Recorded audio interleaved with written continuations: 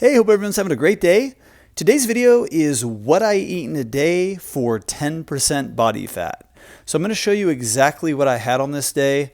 Now, I've never actually measured my body fat percentage, but just from how I look, my height and my weight, I think I'm somewhere right around 10% body fat. I'm just under 6 feet tall and I'm 168 pounds. So on this day on my lunch hour, I rode my bike down to a local grocery store and my plan was to get fresh pineapple because I've been wanting fresh pineapple. And I had gotten some a little while back, but I haven't gotten any recently.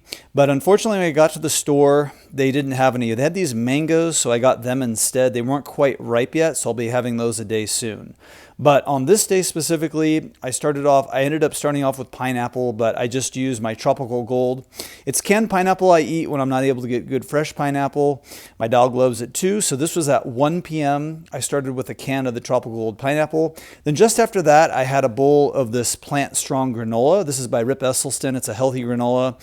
I added walnuts, blueberries, and bananas on top with some of this almond milk. It's Califia Farms.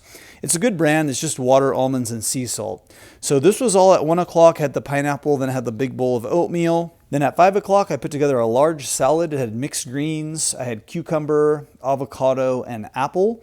And a lot of times I make the salad. I don't even put any salad dressing. I just make it as is.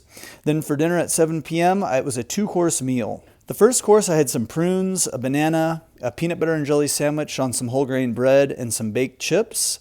And then just a little while after that, I actually had leftovers. It was this sweet and spicy tofu over rice, a huge bowl of that I had made previously, and I had that for some leftovers.